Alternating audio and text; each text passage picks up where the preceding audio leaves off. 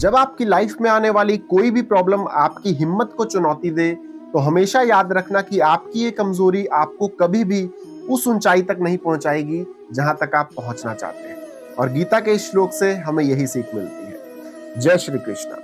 पिछली वीडियो में हमने जाना था गीता जी के दूसरे अध्याय के श्लोक 1 का गहरा अर्थ और उसकी सीख। लेकिन अगर आपने अभी तक हमारे प्रीवियस श्लोक नहीं देखे हैं तो उन्हें भी जरूर देख लें और संपूर्ण गीता के पाठ के लिए हमारे चैनल ज्ञान के श्वास को जरूर फॉलो कर लें। तो समय है आगे बढ़ने का और जानते हैं गीता जी के दूसरे अध्याय के श्लोक 2 के बारे में। तो शुरू करते हैं श्लोक 2। कुत्सत्वा कश्मल मिंदम विस्मय समुपस्थितम अन्यार्जुष्टम स्वर्गयम कीर्ति कर्मर्जुन। तो गीता जी का ये श्लोक जीवन में चुनौतियों और संकट के दौरान अर्जुन के डरे हुए मन पर भगवान श्री कृष्ण का मार्गदर्शन दिखा रहा है कि जब कोई इंसान अपनी लाइफ की टफ सिचुएशन में अपने कर्तव्य से भागने लगता है या डर रहा होता है तो उसे हमेशा याद रखना चाहिए कि उसकी ये कमजोरी उसकी वैल्यू और उसके गोल्स से उसे दूर कर सकती है। अब इस श्लोक के सार को समझते हैं एक प्यारी सी स्टोरी के साथ।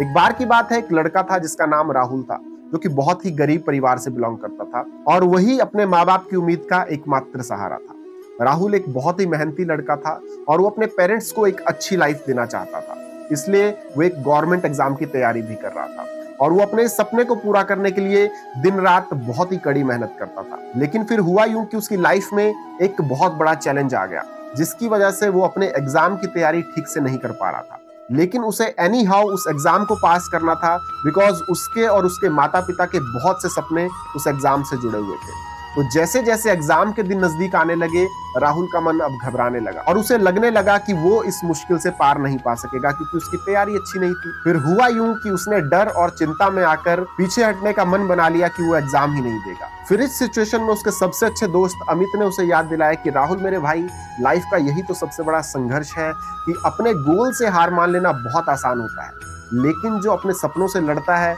वही विजेता बनता है। और इस गोल से तुम्हारे और तुम्हारे माँ बाप के बहुत सम्मान जुड़े हैं मेरे भाई, तो यूं हार मत मान। और अपने दोस्त अमित के ये शब्द राहुल के दिल को छू गए और उसने अपने सपने को याद किया और खुद को संभाला और अपनी कमजोरी को अपनी ताकत बनाया, कड़ी मेहनत से तैयारी की। फिर हुआ यूं कि राहुल जिस एग्जाम को देने से डर रहा था उसे उसने ना सिर्फ पास किया बल्कि उसने टॉप भी किया। ये कहानी हमें सिखाती है कि जैसे अर्जुन को भी ऐसे हालात में भगवान श्री कृष्ण ने अपना मार्गदर्शन दिया था और फिर अर्जुन ने अपने कर्तव्य का पालन ठीक से किया था, ठीक वैसे ही जब हमारी लाइफ में भी कोई चैलेंजेस आए तो हमें कठिनाइयों से घबराकर पीछे नहीं हटना चाहिए बल्कि उनका सामना करना चाहिए।